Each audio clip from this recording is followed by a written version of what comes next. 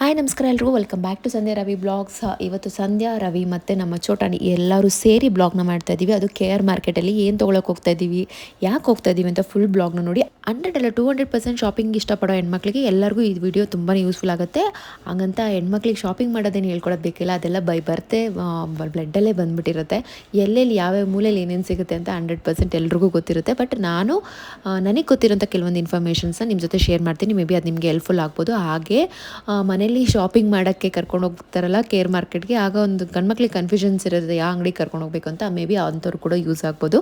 So ಯಾರೇ ನೋಡ್ತಾ ಇರಲಿ ಕೊನೆವರೆಗೂ ನೋಡಿ, 100% ಹೆಲ್ಪ್ಫುಲ್ ಆಗುತ್ತೆ. ಸೊ ಅರ್ಲಿ ಮಾರ್ನಿಂಗ್ಗೆ ಸ್ಯಾರಿ ಡ್ರೈಪಿಂಗ್ ಎಷ್ಟಲ್ಲಿತ್ತು, 4 ಗಂಟೆಗೆ ಎದ್ಬಿಟ್ಟು ಹೋಗಿ ಕೆಲಸ ಮುಗಿಸ್ಕೊಂಡು ಮನೆಗೆ ಬಂದು ಫ್ರೆಶ್ ಅಪ್ ಆಗಿಬಿಟ್ಟು, ಅದು ವೀಡಿಯೋ ಮಾಡ್ಕೊಳಕ್ಕಾಗಲಿಲ್ಲ ನನಗೆ. ಅದು ಪ್ಲ್ಯಾನ್ ಇರಲಿಲ್ಲ, ಅನ್ಪ್ಲ್ಯಾನಾಗಿ ಸಡನ್ನಾಗಿ ಹೊರಟ್ಬಿಡೋಣ. ಯಾಕಂದರೆ ಇನ್ನು 3-4 ಡೇಸ್ ಇದೆ ಅಂದ್ಬಿಟ್ಟು, ಅದು ಸಂಡೇ ಮನೆಗೆ ಬಂದುಬಿಟ್ಟು ಫ್ರೆಶ್ ಅಪ್ ಆಗಿಬಿಟ್ಟು ಫುಲ್ ಜೋಶಲ್ಲಿ ಇದು ಮೆಟ್ರೋ ಹತ್ತಿದ್ವಿ. ಬಟ್ ಇಳಿಬೇಕಾದ್ರೆ ಆ ರಶ್ ನೋಡಿಬಿಟ್ಟು ಒಂದು ಕ್ಷಣ ದಂಗಾಗೋಯ್ತು. ಇವಾಗ ಒಳಗಡೆ ಹೆಜ್ಜೆ ಅಂದರೆ ಮಾರ್ಕೆಟ್ ಒಳಗಡೆ ಹೋಗೋದೇ ವಾಪಸ್ ಬರೋದು ಅಂತ ಅನಿಸ್ಬಿಡ್ತು. ಬಟ್ ಎನಿ ಕಾಸ್ ನಮಗೆ ಟೈಮ್ ಇರಲಿಲ್ಲ, ಸೊ ಹೋಗಲೇಬೇಕಾಗಿತ್ತು. ಇವಾಗ ಆಲ್ರೆಡಿ ಟ್ಯಾಗ್ಲೈನ್ ನೋಡಿ ನಿಮಗೆ ಗೊತ್ತಾಗಿರುತ್ತೆ. ಇದು ನಮ್ಮ ನಾದಿನಿ ಮಗಳದ್ದು ಹಾಫ್ ಸ್ಯಾರಿ ಫಂಕ್ಷನ್ಸ್ಗೆ ನಾವು ಶಾಪಿಂಗ್ ಮಾಡ್ತಾ ಇರೋದು. ನಮ್ಮ ಯಜಮಾನ್ರು ಇದ್ದಾರಲ್ಲ, ಅವ್ರ ಸ್ವಂತ ತಂಗಿ ಮಗಳಿಗೆ. ಸೊ ಸೋದರ ಮಾವನ ಶಾಪಿಂಗು ಇವಾಗ ಸ್ಟಾರ್ಟ್ ಆಗಿದೆ ಸೊಸೆಗೋಸ್ಕರ. ನಮಗೆ ಪರ್ಸ್ನಲಾಗಿ ಶಾಪಿಂಗ್ ಮಾಡಬೇಕು ಅಂದರೆ ನಮಗೊಂದು ಕ್ಲಾರಿಟಿ ಇರುತ್ತೆ, ಎಷ್ಟರಲ್ಲಿ ತೊಗೋಬೇಕು, ಯಾವ್ದು ತೊಗೋಬೇಕು, ಹೇಗೆ ತೊಗೋಬೇಕು ಅಂತ. ಆದರೆ ಬಟ್ ನಮ್ಮವ್ರಿಗೆ, ನಮ್ಗೆ ತುಂಬ ಹತ್ರದವ್ರಿಗೆ, ನಮ್ಮ ರಿಲೇಟಿವ್ಗೆ, ತುಂಬ ಬೇಕಾದವ್ರಿಗೆ, ಫ್ಯಾಮಿಲಿ ಮೆಂಬರ್ಸ್ಗೆ ಏನಾದರೂ ಪ್ರೆಸೆಂಟ್ ಮಾಡಬೇಕಾದ್ರೆ ತುಂಬ ಕನ್ಫ್ಯೂಷನ್ಸ್ ಇರುತ್ತೆ. ಬಂಗಾರ ಕೊಡೋದಾ, ಬೆಳ್ಳಿ ಕೊಡೋದಾ, ಬಟ್ಟೆ ಕೊಡೋದಾ, ಅದು ಯೂಸ್ಫುಲ್ ಆಗಬೇಕು, ಇಷ್ಟನೂ ಆಗಬೇಕು, ಅವ್ರಿಗೆ ಸ್ಯಾಟಿಸ್ಫ್ಯಾಕ್ಷನೂ ಆಗಬೇಕು, ಮತ್ತು ವಿತಿನ್ ನಮ್ಮ ಬಜೆಟ್ ಇರಬೇಕು. ಸೊ ಹಾಗಾಗಿ ನಾವು 108 ಕ್ಯಾಲ್ಕುಲೇಷನ್ಸ್ ಮಾಡಿ ತಲೆ ಓಡಿಸಿ ನನಗಂತೂ ತಲೆ ಕೆಟ್ಟೋಗ್ಬಿಟ್ಟಿತ್ತು. ಫೈನಲಿ ಏನೋ ಒಂದು ಅಲ್ಲಿ ಹೋದ್ಮೇಲೆ ಡಿಸೈಡ್ ಮಾಡಿದ್ರೆ ಆಯಿತು ಅಂತ ಹೇಳ್ಬಿಟ್ಟು ಹೊರಟ್ವಿ.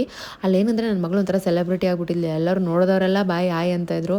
ಅದ್ರ ಜೊತೆ ನಾವು ನಗು ಬರಲಿಲ್ಲ ಅಂದರೆ ನಗಬೇಕು, ಇಲ್ಲ ಅಂತಂದರೆ ಇವೇನಪ್ಪ ಮೂದೇವಿಗಳ ಥರ ಮಗುನ ಮಾತಾಡಿಸಿದ್ರು ಒಂದು ಸ್ಮೈಲ್ ಮಾಡಲ್ಲ ಅಂತಾರೆ. ಒಂಥರ ಹೆಂಗಾಗ್ಬಿಡುತ್ತೆ ಅಂದರೆ ಒಂಥರ ಜೋಕರ್ ಥರ ಪರಿಸ್ಥಿತಿ ಆಗಿಬಿಡುತ್ತೆ ಆ ಟೈಮಲ್ಲಿ. ಆದರೆ ಮಕ್ಕಳು ಎತ್ಕೊಂಡೋದ್ರೆ ಒಂದು ಅಡ್ವಾಂಟೇಜ್ ಏನು ಹೇಳಿ, ಹೋಗ್ತಾ ಬರ್ತಾನೂ ಎಷ್ಟೇ ರಶ್ ಇರಿ, ನೀ ಕಾರಲ್ಲೇ ಏನೋ ಬಸ್ಸಲ್ಲೇ ಹೋಗು, ಮೆಟ್ರೋಲ್ಲೇ ಹೋಗು. ಒಂದು ಅಡ್ವಾಂಟೇಜ್ ಏನು ಅಂದರೆ ಕಂಕ್ಳಲ್ಲಿ ಮಗು ಇರೋ ಪಟ್ಟದ ಸೀಟ್ ಸಿಗುತ್ತೆ. ಆ ಒಂದು ಕಾನ್ಫಿಡೆನ್ಸಲ್ಲಿ ಬಿಡೋ, ಮೆಟ್ರೋ ಎಷ್ಟೇ ರಶ್ ಇದ್ರೂ ಹೋಗ್ಬಿಟ್ಟು ಬರ್ತೀನಿ ಅನ್ನೋ ಕಾನ್ಫಿಡೆಂಟ್ ಇತ್ತು. ನಮ್ಮ ಯಜಮಾನ್ರು ಏನು ಮಾಡೋರು ಅಂತಂದರೆ ಆಲ್ಮೋಸ್ಟ್ ಎಲ್ಲರಿಗೂ ಎತ್ಕೊಂಡಿರೋರು. ಮೆಟ್ರೋ ಹತ್ಬೇಕಾದ್ರೆ ಕೈ ಮಗು ಕೊಡೋರು. ಯಾಕಂದರೆ ಮಗು ಇದ್ರೆ ಜಾಗ ಬಿಡ್ತಾರೆ ಅಂತ ಬಿಟ್ಟರು ಪಾಪ ಎಷ್ಟೊಂದು ಜನ. ನಮಗೇನು ಅಡ್ವಾಂಟೇಜು, ಕನಕಪುರ ಮೇನ್ ರೋಡಲ್ಲ ನಾವಿರೋದು. ನಮ್ಮದೇ ಲಾಸ್ಟ್ ಮೆಟ್ರೋ ಸ್ಟೇಷನ್, ನಮ್ಮದು ಸಿಲ್ಕ್ ಇನ್ಸ್ಟಿಟ್ಯೂಟಲ್ಲಿ ಲಾಸ್ಟ್ ಮೆಟ್ರೋ ಸ್ಟೇಷನ್. ನಮಗೆ ಹೋಗ್ಬೇಕಾದ್ರೆ ಫುಲ್ಲು ಫ್ರೀ, ಬರಬೇಕಾದ್ರೂ ಫುಲ್ ಫ್ರೀ. ಅದ್ರ ಮಿಡಲಲ್ಲಿ ಸ್ವಲ್ಪ ಒಂದು 4-5 ಸ್ಟಾಪ್ಸ್ ಮಾತ್ರ ಫುಲ್ ರಶ್ ಇರುತ್ತೆ. ಅದಾದಮೇಲೆ ಲಾಸ್ಟ್ ಸಿಲ್ಕ್ ಇನ್ಸ್ಟಿಟ್ಯೂಟ್ ಬರೋವರೆಗೂ ಫುಲ್ಲು ಫ್ರೀನೇ. ಸೊ ಹಂಗಾಗಿ ಅಷ್ಟೊಂದು ರಿಸ್ಕ್ ಅನಿಸ್ಲಿಲ್ಲ. ಹತ್ತಬೇಕಾದ್ರೆ ಮಾತ್ರ ಸಿಕ್ಕಾಬಿಟ್ಟೆ ರಶ್ ಇತ್ತು. ನಾನು ವೀಡಿಯೋ ಮಾಡ್ಕೊಳ್ಳೋಣ ಅಂತ ಮೊಬೈಲ್ ಎತ್ತಿದ್ರೆ ಇಳಿಬೇಕಾದ್ರೆ ಮೆಟ್ರೋ ಸ್ಟೇಷನಲ್ಲಿ ಎಲ್ಲ ನನ್ನನ್ನೇ ನೋಡ್ತವ್ರೆ. ಎಲ್ಲ ಓಡಾಡೋಕ್ಕೆ ಜಾಗ ಇಲ್ಲ ಹುಡುಗಿ, ಈ ಅಮ್ಮ ಬೇರೆ ಮೊಬೈಲ್ ಹಿಡ್ಕೊಂಡು ವೀಡಿಯೋ ಬೇರೆ ಮಾಡ್ಕೊತೈತಲ್ಲ ಅಂತ ಎಲ್ಲ ನನ್ನ ಮುಖ ನೋಡ್ತಿದ್ರು. ನಮ್ಮ ಮನೆಯವರು ಬ್ಯಾಗ್ ಒಳಗಿಡು ಸುಮ್ಮನೆ ಅಂತ ಹೇಳ್ಬಿಟ್ಟು. ಆಮೇಲೆ ಇನ್ನೊಂದು ಭಯ, ಫೋನ್ಗಿನ್ ಕಿತ್ಕೊಂಡು ಹೋಗ್ಬಿಟ್ರೆ ಏನು ಮಾಡೋದು. ಆ ರಶಲ್ಲಿ ಓಡೋಕ್ಕಲ್ಲ, ಹಿಂಗೆ ತಿರ್ಗೋಕ್ಕೂ ಆಗ್ತಾ ಇರಲಿಲ್ಲ, ಅಷ್ಟು ರಶ್ ಇತ್ತು. ನಿಂತ್ಕೊಂಡ್ರೆ ಅವರೇ ತಳ್ಕೊಂಡು ಮುಂದೆ ನಮ್ಗೆ ಎಲ್ಲಿ ಬೇಕೋ ಅಂಗಡಿಗೆ ಬಿಡೋರೇನೋ, ಅಷ್ಟು ರಶ್ ಇತ್ತು. ಕೆಳಗಡೆ ಇಳಿದ್ಬಿಟ್ಟು ಏನು ಮಾಡಿದ್ವಿ, ಒಂದು ಖಾಲಿ ರೋಡ್ ಇತ್ತು, ಅಲ್ಲಿ ಆಲ್ಮೋಸ್ಟ್ ಶಾಪ್ಸ್ ಎಲ್ಲ ಕ್ಲೋಸ್ ಆಗಿತ್ತು. ಹಾಗೆ ಈ ನಮ್ಮೂರ ಜಾತ್ರೆಯಲ್ಲಿ ನಮ್ಮ ಅಪ್ಪ ಅಮ್ಮ ಜಾತ್ರೆ ತೋರ್ಸೋಕ್ಕೆ ಅಂತ ಮಕ್ಕಳ ಕಂಕ್ಳಲ್ಲಿ ಅಂದರೆ ಹಿಂಗೆ ಹೆಗ್ಲ ಮೇಲೆ ಹೊತ್ಕೊಂಡು ಹೋಗಾರಲ್ವ, ಹಂಗೆ ನನ್ನ ಮಗಳನ್ನ ಎತ್ಕೊಂಡು ಹೋಗ್ತಿದ್ರು. ಅವಳು ಏನು ಫುಲ್ಲು ಏನೋ ಜಾತ್ರೆ ನಡೀತಿದೆ ಅನ್ನೋ ರೇಂಜಿಗೆ ಆ ಕಡೆ ಈ ಕಡೆ ನೋಡ್ಕೊಂಡು ಬರ್ತಿದ್ಲು.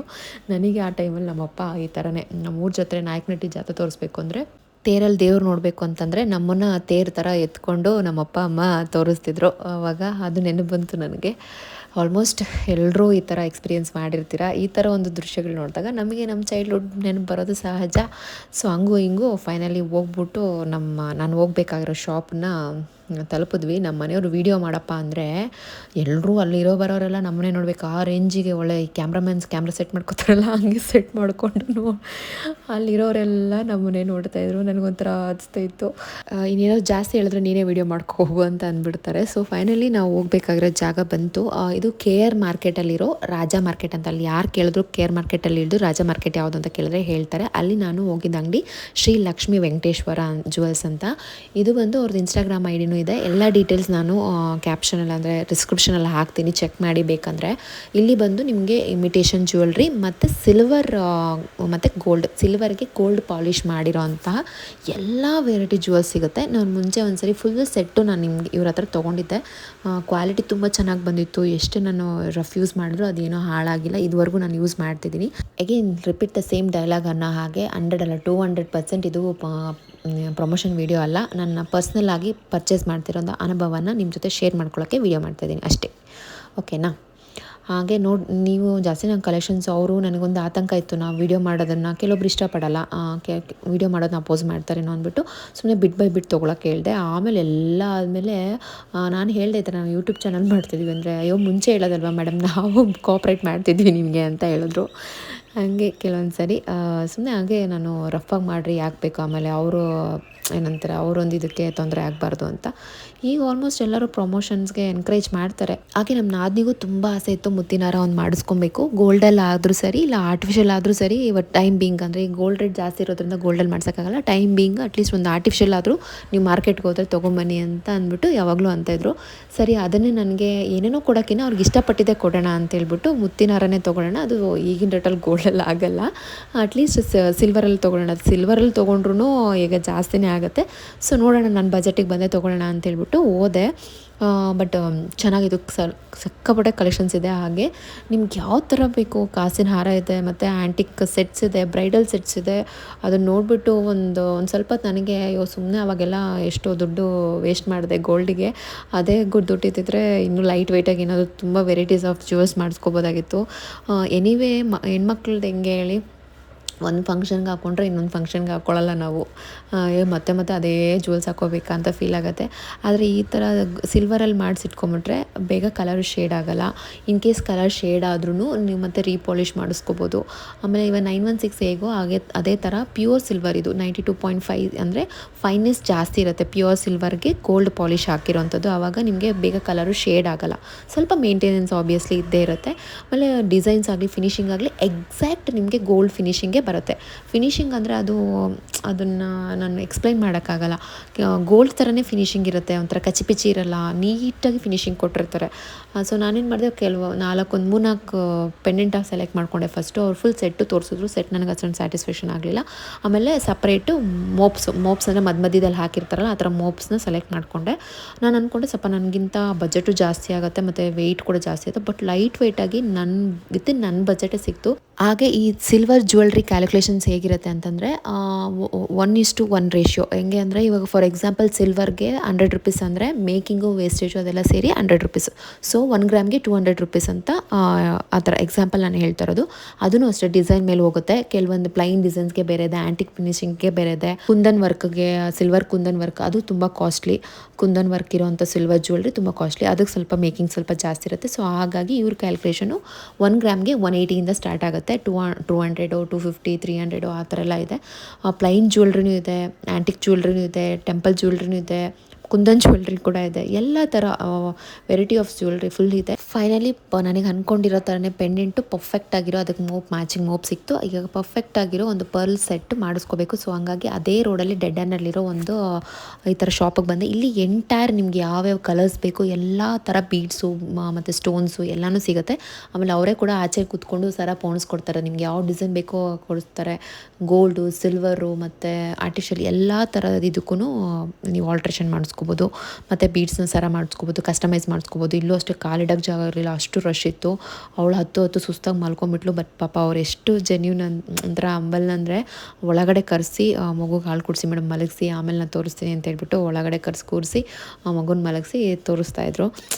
ಹಿಂಗೆ ಅಂತೀವಿ ಸುಮ್ಮನೆ ಅಂತ, ಜಾಗ ಮಾರ್ಕೆಟು ಅಂತ. ಕೆಲವೊಂದು ಕಡೆ ಮಕ್ಕಳು ನೋಡಿದ್ರೆ ಅವ್ರಿಗೂ ಒಂಥರ ಅನಿಸುತ್ತೆ ಅಯ್ಯೋ ಪಾಪ ಅಂತ. ಆ ಥರ ಕೋಪ್ರೇಟ್ ಮಾಡಿದ್ರೇ ಒಂದು ಕಸ್ಟಮರ್ಗೆ ಸ್ಯಾಟಿಸ್ಫೈ ಆಗಿ ನಾವು ಬಿಸ್ನೆಸ್ ಮಾಡೋಕ್ಕೆ ಸಾಧ್ಯ. ಇಲ್ಲಿ ನಾನು ಈ ಪೆಂಡೆಂಟ್ಗೆ ಸ್ವರಾಸ್ಕಿ ಸಾರಿ ನಾನು ಏನಾದ್ರು ತಪ್ಪಾಗಿ ಸ್ಪೆಲ್ ಮಾಡ್ತಿದ್ರೆ ಅದು ಸ್ವರಾಸ್ಕಿ ಪರ್ಲ್ ಅಂತ ಹೇಳ್ಬಿಟ್ಟು ಅವ್ರು ನನಗೆ ಹೇಳಿ ಕಳಿಸಿದ್ರು, ಅದನ್ನೇ ಹಾಕ್ಸ್ಕೊಳ್ಳಿ ಮ್ಯಾಮ್ ಅಂತ. ಅದು ಚೆನ್ನಾಗಿರುತ್ತೆ, ಸಿ ಪರ್ಲೆ ಬಟ್ ಇಮಿಟೇಷನ್ ಪರ್ಲ್. ಅದು ಸ್ವರಾಸ್ಕಿ ಪರ್ಲ್ ಅಂತಂದರೆ ಅದು ಸಿ ಪರ್ಲ್ ಅಲ್ಲ, ಅಂದರೆ ಒರಿಜಿನಲ್ ಪರ್ಲ್ ಅಲ್ಲ, ಅದು ಇಮಿಟೇಷನ್. ಬಟ್ ಕಲರ್ ಶೇಡ್ ಆಗೋಲ್ಲ, ತುಂಬ ಬೇಗ ಕಲರ್ ಶೇಡ್ ಆಗೋಲ್ಲ. ಇಲ್ಲಿ 150-200 ಒಂದು ಸರ ಇದೆ, ಅಂದರೆ ಒಂದು ಲೇಯರ್ಗೆ ಒಂದು ಸರ ಅಂತಾರೆ, ಅದು ಅಷ್ಟಿದೆ. ಬಟ್ ಅದನ್ನು ಸಿಲ್ವರ್ಗೆ ಹಾಕ್ಸ್ಕೋಬೇಡಿ, ಇದಾಗಿಬಿಡುತ್ತೆ, ಹಾಳಾಗಿಬಿಡುತ್ತೆ, ಬೇಗ ಚಿಪ್ಔಟ್ ಆಗುತ್ತೆ. ಸೊ ಸಿಲ್ವರ್ ತೊಗೊಂಡಿರೋದು ಸ್ವಲ್ಪ ಕ್ವಾಲಿಟಿ ವೈಸ್ ಚೆನ್ನಾಗಿರೋದೇ ಹಾಕ್ಸ್ಕೊಳ್ಳಿ ಅಂತ ಹೇಳಿದ್ರು. ಹೇಳೋದೇನೋ ಹೇಳಿಬಿಟ್ರು, ಆಯಿತು ನಾನು ಓಕೆ ಅಂತೆ. ಬಟ್ ಅದು ಒಂದು ಸರಕ್ಕೆ ಎಷ್ಟು ಗೊತ್ತಾ ಬೆಲೆ, 1000 ರೂಪಾಯಿ ಅಂತ ಹೇಳಿದ್ರು. ಇಲ್ಲಿ ನಾನು 3 ಲೇಯರ್ಸ್ ಆಫ್ ಇದನ್ನು ತೊಗೊಂಡೆ, ಅಲ್ಲಿಗೆ 3000 ಆಗೋಯಿತು. ಸ್ವಲ್ಪ ನೆಗೋಷಿಯೇಟ್ ಮಾಡಿದ್ರು, ಪರವಾಗಿಲ್ಲ. ಬಟ್ ಅದು ನಾನು ಜಾಸ್ತಿನೋ ಕಮ್ಮಿನೋ ಗೊತ್ತಿಲ್ಲ. ಬಟ್ ಬಿಫೋರ್ ನಾನು ಹಾಕ್ಸ್ಕೊಂಡಿದ್ದೆ, ಅದು ಚೆನ್ನಾಗಿ ನನಗೆ ವರ್ಕ್ ಆಯಿತು. ನಾನು ಗೋಲ್ಡ್ ಸರಕ್ಕೂ ನಾನು ಒರಿಜಿನಲ್ ಪರ್ಲ್ಸೇ ಹಾಕ್ಸಿದ್ದೀನಿ, ಅದು ಇನ್ನೂ ಕಾಸ್ಟ್ಲಿ ಇತ್ತು. ಸೊ ಕಂಪೇರಬಲಿ ಇದು ಓಕೆ ಅನಿಸ್ತು. ಸೊ ಹಂಗಾಗಿ ಇದು ಒರಿಜಿನಲ್ ಪರ್ಲ್ಸೇ, ಪೀಲ್ ಆಗೋಲ್ಲ. ಆದರೆ ನೀವು ಹಾರ್ಡ್ ಪರ್ಫ್ಯೂಮ್ಸ್ ಆಗಲಿ ಮತ್ತು ಬೆವರು ನೀರು ಕೂತಿದ್ದನ್ನು ಹಾಗೆ ಪ್ಯಾಕ್ ಮಾಡಿಡೋದು ಆ ಥರ ಮಾಡಬಾರ್ದು, ಮೇಂಟೈನ್ ಮಾಡಬೇಕು, ಸ್ವಲ್ಪ ವಾಶ್ ಮಾಡಿಡಬೇಕು ಆ ಥರ ಎಲ್ಲ ಅಂತ ಹೇಳಿದ್ರು. ಸೊ ಮೇಲ್ಗೆ ಎತ್ಕೊಂಬಂದ್ವಿ. ಮೇಲ್ಗಡೆನೇ ಅವ್ರ ಅಂಗಡಿಲಿ ಅದನ್ನು ಪೋಣ್ಸೋಕ್ಕೆ ಸ್ಟಾರ್ಟ್ ಮಾಡಿದ್ರು. ಪಾಪ ಅವರೇ ಎಷ್ಟು ಚೆನ್ನಾಗಿ ಸಜೆಸ್ಟ್ ಮಾಡೋದು ಅಂದರೆ, ಯಾವ ಅದರಲ್ಲಿ ಇಂಚ್ ವೈಸ್ ಇರುತ್ತೆ ಬೀಡ್ಸು, ಪರ್ಲ್ಸ್ದು ಸೈಜ್ ವೈಸು ಪ್ರೈಸು, ಸ್ಮಾಲ್ ಸೈಜ್ಗೆ ಇಷ್ಟು, ಮೀಡಿಯಮ್ ಸೈಜ್ಗೆ ಇಷ್ಟು, ಬಿಗ್ ಸೈಜ್ಗೆ ಇಷ್ಟು ಅಂತ ಹೇಳ್ಬಿಟ್ಟು. ಸೊ ಹಂಗಾಗಿ ನಾನು ಮೀಡಿಯಮ್ ಸೈಜ್ ತೊಗೊಂಡೆ. ತೀರಾ ದೊಡ್ಡದು ತೊಗೊಂಡ್ಬಿಟ್ರೆ ಅವಳು ಸಣ್ಣೋಳಲ್ವಾ, ತುಂಬ ಹಾರ್ಡಾಗಿ ಕಾಣುತ್ತೆ ಅಂತ. ಕೆಲವೊಂದು ಸರಿ ನಮಗೆ ಕೆಲವೊಂದು ಸಜೆಷನ್ನ ಅವ್ರಿಗೆ ಬಿಟ್ಬಿಡಬೇಕು, ಕೆಲ್ಸಗಾರ್ಗೆ. ಏನಕ್ಕಂದ್ರೆ ಅವ್ರಿಗೆ ಗೊತ್ತಿರುತ್ತೆ, ಸುಮಾರು ಮಾಡಿರ್ತಾರೆ. ಸೊ ಅವರೇ ಸಜೆಸ್ಟ್ ಮಾಡೋದು. ನನ್ನ ಮಾತು ಕೇಳಿ ನನ್ನ ನಂಬಿ ಇದು ಒಂದು ಪೆಂಡೆಂಟ್ಗೆ ಇದೇ ಸೈಜ್ ತೊಗೊಳ್ಳಿ ಪರ್ಲು ಅಂತ ಹೇಳಿದ್ರು. ಅವ್ರ ಸಜೆಷನ್ ಪ್ರಕಾರನೇ ನಾನು ಆ ಪರ್ಲನ್ನ ತೊಗೊಂಡೆ. ಬಟ್ ಡೌಟ್ ಇತ್ತು ನನಗೆ ಹೆಂಗೆ ಬರುತ್ತೋ ಅಂತ. ಬಟ್ ಮಾಡಿದ್ಮೇಲೆ ಫಿನಿಶಿಂಗ್ ಅಂತೂ ಸಿಕ್ಕಾಪಟ್ಟೆ ಇಷ್ಟ ಆಯಿತು ನನಗೆ. ಈ ಥರ ಎಲ್ಲ ಥರನೂ ಇದೆ ಎಲ್ಲ ಹತ್ರ, ಈ ಥರ ಐಟಮ್ಸ್ ಇಲ್ಲ ಅಂತ ಹೇಳೋಕ್ಕಾಗಲ್ಲ. ಅಲ್ಲಿ ಹೋದ್ಮೇಲೆ ನಮಗೆ ಐಡಿಯಾ ಬರುತ್ತೆ, ಈ ಥರ ಮಾಡಿಸ್ಕೊಂಡ್ರೆ ಚೆನ್ನಾಗಿರುತ್ತೆ, ಈ ಥರ ಮಾಡಿಸ್ಕೊಂಡ್ರೆ ಚೆನ್ನಾಗಿರುತ್ತೆ ಅಂತ. ಇದೇ ನಾನು ತೊಗೊಂಡಿರೋ ಪೆಂಡೆಂಟ್ಸು ಮತ್ತು ಮೋಪು. ಫಸ್ಟು ಅವ್ರು ಲೆಂತ್ ಕೇಳ್ತಾರೆ, ಮೆಜರ್ಮೆಂಟ್ ಎಲ್ಲ ಕೇಳ್ತಾರೆ, ಯಾವ್ಯಾವ ಮೆಜರ್ಮೆಂಟಿಗೆ ಬೇಕು ಅಂತ. ಅವರು ಪೋಣಿಸ್ಲಿಕ್ಕೆ 300 ಏನೋ ತೊಗೊಂಡ್ರು. ಬಟ್ ಅವ್ರು ಪಡೋ ಕಷ್ಟಕ್ಕೆ, ಅವ್ರು ಇರೋ ಇದಕ್ಕೆ ಅದೇನು ನನಗೆ ಇದು ಕಮ್ಮಿ ಅನಿಸ್ತು, ಜಾಸ್ತಿ ಅನಿಸ್ಲಿಲ್ಲ. ಯಾಕಂದ್ರೆ ಪಾಪ ಎಷ್ಟೊತ್ತು ಕೂತ್ಕೊಂಡು ಪೇಷನ್ಸ್ ಆಗಿ ಅಷ್ಟು ಸಜೆಷನ್ ಕೊಟ್ಕೊಂಡು ಎಲ್ಲ ಮಾಡಿಕೊಡ್ತಾರಲ್ವ, ಹಾಗಾಗಿ ಅವರೇ ಎಲ್ಲ ರೆಡಿ ಮಾಡಿಕೊಟ್ರು. ಹಾಗೆ ಅಲ್ಲಿ ಪಕ್ಕದಲ್ಲಿ ಒಬ್ಬರು ಗ್ರೀನ್ ಸರಕ್ಕೆ ಅವರು ಒರಿಜಿನಲ್ ಗುಂಡು ಬರುತ್ತಲ್ಲ, ಗೋಲ್ಡ್ದು ಗುಂಡು, ಅದನ್ನು ಪೋಣಿಸ್ಕೊತಾಯಿದ್ರು. ಅಲ್ಲೇ ನಮ್ಮ ಮುಂದೆನೇ ಕೂತ್ಕೊಂಡು ಪೋಣಿಸ್ಬಿಟ್ಟು ಮುಂದೆನೇ ಮಾಡಿ. ಬಟ್ ಕೇರ್ಫುಲ್ಲಾಗಿರಬೇಕು, ಎಲ್ಲರೂ ಜೆನ್ಯೂನ್ ಆಗಿರಲ್ಲ, ಎಲ್ಲರೂ ಕರೆಕ್ಟಾಗಿ ಸಜೆಸ್ಟ್ ಮಾಡಲ್ಲ. ಅವ್ರು ಹೇಳ್ತಾರೆ ಅಂತ ಎಲ್ಲ ಬ್ಲೈಂಡಾಗಿ ನಂಬೋಕ್ಕಾಗಲ್ಲ. ಅಲ್ಲೂ ಎಲ್ಲ ಟ್ರಿಕ್ಸ್ ಇರುತ್ತೆ. ಹೆಂಗೆ ಮಾಡ್ತಾರೆ ಅಂದರೆ, ಅವ್ರಿಗೊಬ್ರಿಗೊಬ್ರಿಗೆ ಕನೆಕ್ಷನ್ ಇರುತ್ತೆ. ನಾನು ಇದನ್ನೇ ಹೇಳ್ತೀನಿ, ನೀನು ಇದನ್ನೇ ತೊಗೊ, ನೀನು ಇದಕ್ಕೆ ಇಷ್ಟೇ ರೇಟ್ ಹೇಳು ಅಂತ ಡಿಮ್ಯಾಂಡ್ ಮಾಡೋದು, ಆ ಥರ ಎಲ್ಲ ಮಾಡ್ತಾರೆ. ಸೊ ಕೇರ್ಫುಲ್ಲಾಗಿರಬೇಕು, ನಂಬಬೇಕು, ತುಂಬ ಬ್ಲೈಂಡಾಗಿ ನಂಬಕ್ಕೆ ಹೋಗಬಾರ್ದು. ನಾನು ಹಾಗೆ, ನನಗೆ ಅದ್ರ ತುಂಬ ಐಡಿಯಾ ಇದೆ. ನನಗೆ ತುಂಬ ಐಡಿಯಾ ಇಲ್ಲ, ನನಗೆ ತಕ್ಕ ಮಟ್ಟಿಗೆ ಐಡಿಯಾ ಇದೆ. ಸೊ ಹಾಗಾಗಿ ಅದಕ್ಕೆ ಮ್ಯಾಚ್ ಆಗೋದು ಮತ್ತು ಪ್ರೈಸು ವರ್ತ್ ಅನ್ಸೋದನ್ನ ತೊಗೊಂಡೆ. ಏನು ತೊಗೊಂಡಿಲ್ಲ. ಜಾನ್ವಿಗೆ ಏನು ಕೊಡಿಸ್ತಿದ್ದೆ ನೀನು? ಜಾನ್ವಿ ಅಟ್ಟೆಗೆ ಅತ್ತೆ ಅಲ್ಲ ಅಕ್ಕ. ಯೂಶ್ವಲಿ ನನ್ನ ಮಗಳು ಹುಟ್ಟಿದಾಗಿಂದ ನಾನು ಅವಳಿಗೆ ಏನೇ ತೊಗೊಳಕ್ಕೆ ಅಂತ ಹೋದಾಗ ಏನೂ ಸೆಲೆಕ್ಷನೇ ಆಗೋಲ್ಲ, ಫೈನಲೈಸ್ ಆಗೋದೇ ಇಲ್ಲ, ಯಾಕೋ ಗೊತ್ತಿಲ್ಲ. ಬಟ್ಟೆ ಆಗಲಿ ಏನೇ ತೊಗೊಳಕ್ಕೆ ಹೋದರೂ ಅವಳಿಗೆ ಇದುವರೆಗೂ ಏನೂ ತೊಗೊಳಕ್ಕೆ ಆಗಿಲ್ಲ. ಬಟ್ ಇವತ್ತು ನನ್ನ ಸೊಸೆ ಅದೃಷ್ಟ, ನನ್ನ ಅದೃಷ್ಟ ಚೆನ್ನಾಗಿದೆ. ಅವಳಿಗೆ ಇಷ್ಟ ಆಗುತ್ತೋ ಇಲ್ವೋ ಗೊತ್ತಿಲ್ಲ, ಬಟ್ ನನಗಂತೂ ಸಿಕ್ಕಾಪಟ್ಟೆ ಇಷ್ಟ ಆಗ್ತಿದೆ. ಪೋಣಿಸ್ತಾ ಒಂಥರ ಲುಕ್ ಬರ್ತಿದೆ. ಎಕ್ಸಾಕ್ಟ್ ಆ್ಯಂಟಿಕ್ ಜುವೆಲ್ಸ್ ಏನಿರುತ್ತೆ ಅಂದರೆ ಗೋಲ್ಡ್ ಫಿನಿಶಿಂಗು ಅದೇ ಥರ ಇದೆ. ನಿಮಗೆ ಹೇಗೆ ಅನಿಸ್ತಿದೆ ಅಂತ ಕಮೆಂಟ್ ಬಾಕ್ಸಲ್ಲಿ ತಿಳಿಸಿ. ಹಾಗೆ ನಾನು ಅವರು ಪರ್ಲ್ ಸಜೆಸ್ಟ್ ಮಾಡಿದಾಗ ಅವ್ರ ಮೇಲೂ ಕೂಡ ನಾನು ಡೌಟ್ ಪಟ್ಟೆ. ಏನನ್ನಿಸ್ತು ಅಂತಂದರೆ 3 ಲೇಯರ್ ಇದ್ದಿದ್ರೆ ಚೆನ್ನಾಗಿರ್ತಿತ್ತು, ಪರ್ಲ್ ಸೈಜ್ ಇನ್ನೂ ಸ್ವಲ್ಪ ಚಿಕ್ಕದಾಗಿ 3 ಲೇಯರ್ ಮಾಡಿಸ್ಕೊಂಡಿದ್ರೆ ಗ್ರ್ಯಾಂಡಾಗಿ ಕಾಣಿಸ್ತಿತ್ತು ಅಂತ. ಬಟ್ ಅವರು ಬೇಡ, ತುಂಬ ರಾಡಿ ಅನಿಸುತ್ತೆ, ಸಾಕು ಸಿಂಪಲ್ಲಾಗಿ 2 ಲೇಯರ್ ತೊಗೊಳ್ಳಿ, ಆಮೇಲೆ 3 ಲೇಯರ್ ತೊಗೊಳ್ಳಿ ಅಂತ. ನಾನು 3 ಏನು ಬೇಕಾಗಲ್ಲ, 2 ಲೇಯರ್ಗೆ 3 ಲೇಯರ್ ಏನಕ್ಕೆ, ಪರ್ಲು ಸುಮ್ಮನೆ ವೇಸ್ಟ್ ಆಗುತ್ತೆ ಅಂತ ಅಂದ್ಕೊಂಡೆ. ಬಟ್ ನಾನು ಅವಾಗ ಡೌಟ್ ಪಟ್ಟೆ, 3 ಲೇಯರ್ ಹೇಳ್ತಿದ್ದಾರಲ್ಲ, ಸುಮ್ಮನೆ ದುಡ್ಡು ಹೊಡಿಯೋಕ್ಕೆ ಇವರು ಪ್ಲ್ಯಾನ್ ಮಾಡಿಸಿದ್ದಾರೆ ಅಂತ. ಬಟ್ ಎಕ್ಸಾಕ್ಟಾಗಿ ಒಂದು 10ರಿಂದ 20 ಮಣಿ ಉಳ್ಕೊತೇನೋ ಅಷ್ಟೇ ಎಕ್ಸ್ಟ್ರಾ. ಬಟ್ ಎಕ್ಸಾಕ್ಟಾಗಿ ಆ 3 ಲೇಯರ್ ಏನು ತೊಗೊಂಡಿದ್ವಿ ಅಷ್ಟೂ ಖಾಲಿ ಆಯಿತು, ಪೋಣಿಸಿದ್ರು ನೀಟಾಗಿ. ಆಮೇಲೆ ಸೈಜ್ ಕೂಡ ಅಷ್ಟೇ, ಆ ಪೆಂಡೆಂಟ್ಗೆ ಆ ಮೋಪಿಗೆ ಪರ್ಫೆಕ್ಟಾಗಿತ್ತು. 3 ಲೇಯರ್ ತೊಗೊಂಡಿದ್ರೆ ಸುಮ್ಮನೆ ನಾನೇ ವೇಸ್ಟ್ ಮಾಡ್ಕೋತಿದ್ದೆ. ಅದಕ್ಕೆ ಹೇಳೋದು, ಅನ್ನೆಸರಿ ಕೆಲವ್ರ ಮೇಲೆ ಡೌಟ್ ಪಡಬಾರ್ದು ಅಂತ. ಹಂಗಂತ ತುಂಬ ಬ್ಲೈಂಡಾಗೂ ಇರೋಕ್ಕಾಗಲ್ಲ, ಇಂಥ ಜಾಗದಲ್ಲೆಲ್ಲ ತುಂಬ ಕೇರ್ಫುಲ್ ಆಗಿರಬೇಕು. ಎನಿವೇ ಫೈನಲಾಗಿ ಸಿಕ್ಕಾಪಟ್ಟೆ ನಂಗೆ ಇಷ್ಟ ಆಯಿತು, ತುಂಬ ಚೆನ್ನಾಗಿ ಬಂತು ಫಿನಿಶಿಂಗು. ಅದನ್ನು ತೊಗೊಂಡು ಆಚೆ ಬಂದರೆ ಆ ಸಿಲ್ವರ್ ಪೆಂಡೆಂಟ್ ತೊಗೊಂಡು ಮತ್ತು ಅದು ಪೋಣಿಸಿ ಮತ್ತು ಪರ್ಲ್ ಸೆಲೆಕ್ಟ್ ಮಾಡೋದು ಅಷ್ಟು ಲೇಟ್ ಆಗಲಿಲ್ಲ, ಅದು ಅಷ್ಟು ಬೇಗ ಆಗೋಯ್ತು. ಆಲ್ಮೋಸ್ಟ್ 1 ಅವರಲ್ಲಿ ಎಲ್ಲ ಕೆಲಸ ಮುಗೀತು. ಬಟ್ ಬಟ್ಟೆಗೆ ಅಂತ ಬಂದರೆ ಒಂದು ಶಾಪ್ಸಲ್ಲೂ ಸೆಲೆಕ್ಟ್ ಆಗ್ತಿಲ್ಲ. ಸೆಲೆಕ್ಟ್ ಆದರೆ ಪ್ರೈಸ್ ನಂಗೆ ಸ್ಯಾಟಿಸ್ಫ್ಯಾಕ್ಷನ್ ಆಗ್ತಿಲ್ಲ. ವಿಪರೀತ ರೇಟು, ಮಕ್ಕಳಿಗಂತೂ 1 to ಡಬಲ್ ಹೇಳ್ತಾಯಿದ್ರು. ಆಮೇಲೆ ನನಗೆ ಟು ಬಿ ಫ್ರ್ಯಾಂಕ್ ಏನು ಗೊತ್ತಾ, ಗೋಲ್ಡ್ ಆಗಲಿ ಸಿಲ್ವರ್ ಆಗಲಿ ನಾವು ಬಂಡವಾಳ ಹಾಕಿದ್ರೆ ಒಂದು ವರ್ತ್ ಅನಿಸುತ್ತೆ. ಬಟ್ ಬಟ್ಟೆಗೆ ಹಾಕೋದು ನನ್ನ ಪರ್ಸ್ನಲಾಗಿ ಅಷ್ಟೊಂದು ನನಗೆ ಇಷ್ಟ ಆಗೋಲ್ಲ. ನಾನು ಅದಕ್ಕೆ ಬಜೆಟ್ ಇಟ್ಕೊಂಡಿರ್ತೀನಿ, ಅದು ಬಜೆಟ್ ದಾಟಿ ನಾನು ಯಾವತ್ತೂ ತೊಗೊಳ್ಳಲ್ಲ. ಯಾಕಂದರೆ ಬಟ್ಟೆಗೆ ಹಾಕೋದು ವೇಸ್ಟು. ತೀರಾ ಇಷ್ಟ ಆಯಿತು. ಒನ್ಸ್ ಇನ್ ಎ ವೈಲ್ ಯಾವಾಗೋ ಒಂದು ಸರಿ ಆ ಥರ ಮಾಡ್ತೀನಿ, ತೊಗೊಳ್ತೀನಿ ಹೊರತು ತುಂಬ ಕಮ್ಮಿ. ಬಟ್ ಇವಳಿಗೆ ಗಿಫ್ಟ್ ಕೊಡೋಕ್ಕೆ ಅಂತ ನಾವು ನೋಡ್ತಿರೋದ್ರಿಂದ ಚೆನ್ನಾಗೂ ಇರಬೇಕು, ಕ್ವಾಲಿಟಿನೂ ಚೆನ್ನಾಗಿರಬೇಕು ಅಂತ ಸುಮಾರು ಅಂಗಡಿ ಹುಡುಕ್ತೆ. ರಶ್ಶೂ ಹಂಗೆ ಇತ್ತು. ಅದು ಏನು ಅಂದರೆ, ನಾನು ತುಂಬ ರಶ್ ಇರೋ ಕಡೆ ನಿಮಗೆ ಫೋಟೋಸ್ ಕ್ಯಾಮ್ರಾ ತೊಗೊಳಕ್ಕೆ ಆಗ್ತಿರಲಿಲ್ಲ.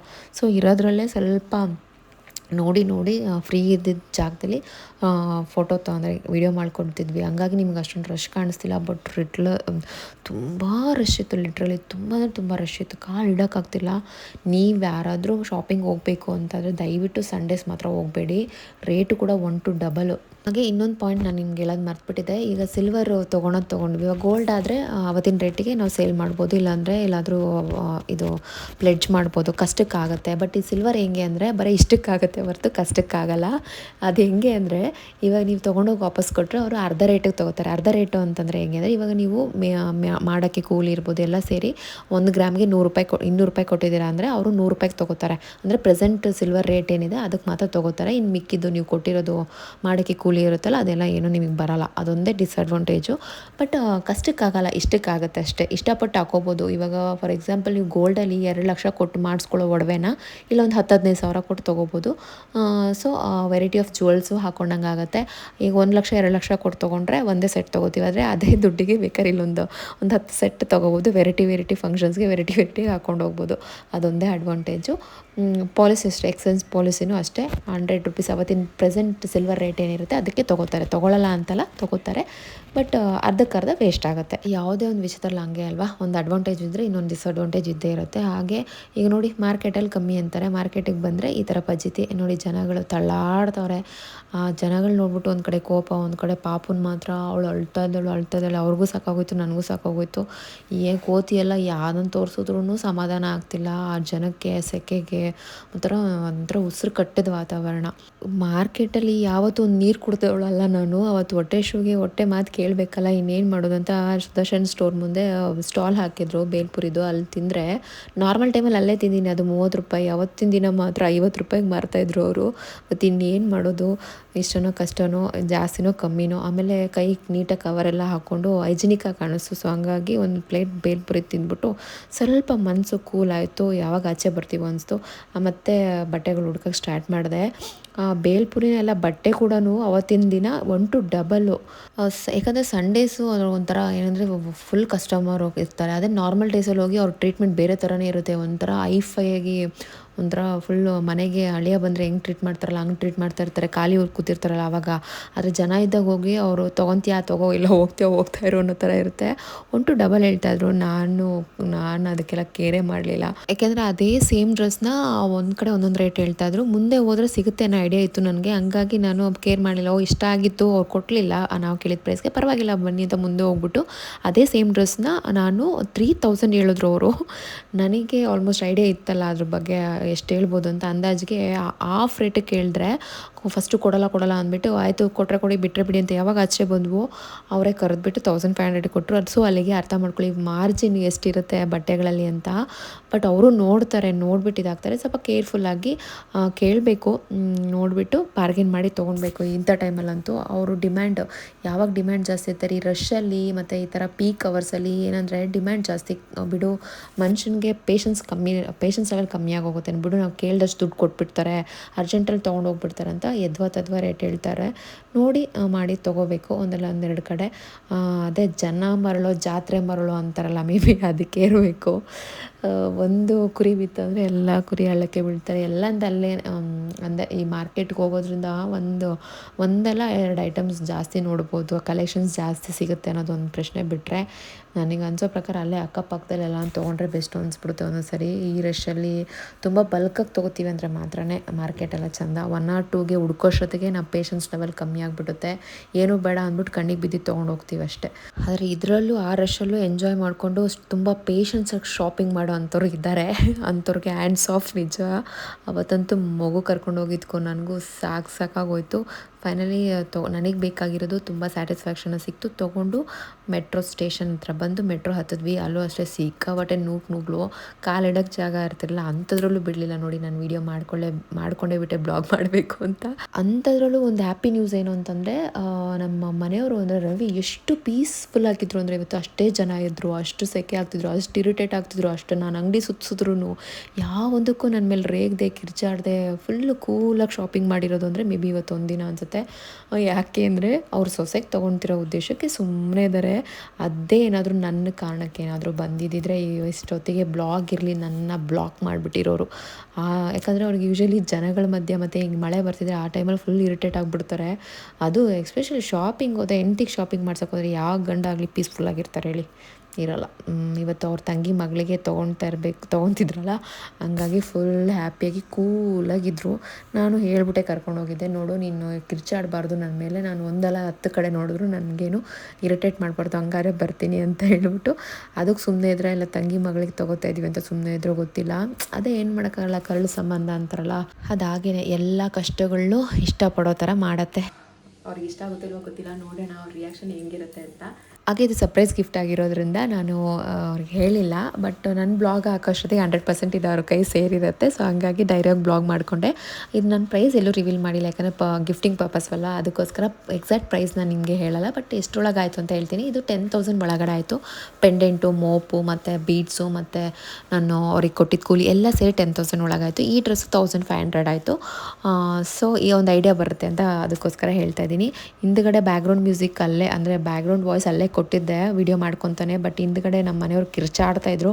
ಸೊ ಹಾಗಾಗಿ ಕಟ್ ಮಾಡಿ ನಾನು ಮತ್ತೆ ವಾಯ್ಸ್ ಕೊಡ್ತಿದ್ದೀನಿ. ಇದೆಷ್ಟೆಲ್ಲ ಪ್ರಿಪ್ರೇಷನ್ ಮಾಡಿಕೊಂಡು ಕೆಲವೊಂದಷ್ಟು ಬಳೆ ಅದೆಲ್ಲ ತೊಗೊಂಡು ಇನ್ನೂ ಐಟಮ್ಸ್ ತೊಗೋಬೇಕು, ಸ್ವೀಟು ಅದು ಇದು ಅಂತ ಆನ್ ದ ವೇ ತೊಗೊಳ್ಳೋಣ ಅಂತ ಹೊರಟಿದ್ದೀವಿ. ಇದಾಗಿತ್ತು ಇವತ್ತಿನ ಬ್ಲಾಗ್. ನನ್ನ ಸೊಸೆಗೆ ತೊಗೊಂಡಿರೋ ಶಾಪಿಂಗ್, ನನ್ನ ಸೊಸೆಗೆ ಅಂತ ಮಾಡಿರೋ ಶಾಪಿಂಗು ಮತ್ತು ಹಾರ ನಿಮ್ಗೇನಾದರೂ ಇಷ್ಟ ಆಗಿದರೆ ಪ್ಲೀಸ್ ಲೈಕ್ ಮಾಡಿ, ಕಮೆಂಟ್ ಮಾಡಿ, ಶೇರ್ ಮಾಡಿ. ನೆಕ್ಸ್ಟ್ ವೀಡಿಯೋದಲ್ಲಿ ಸಿಗ್ತೀನಿ, ಅಂದರೆ ನೆಕ್ಸ್ಟ್ ನಮ್ಮ ಫ್ಯಾಮಿಲಿ ವೀಡಿಯೋದಲ್ಲಿ ಸಿಗ್ತೀನಿ. ಫಂಕ್ಷನ್ ವೀಡಿಯೋ ಹೇಗಾಯಿತು ಅಂತ ನಿಮ್ಮ ಜೊತೆ ಶೇರ್ ಮಾಡ್ತೀನಿ. ಸೊ ಅಲ್ಲಿವರೆಗೂ take care, see you, bye.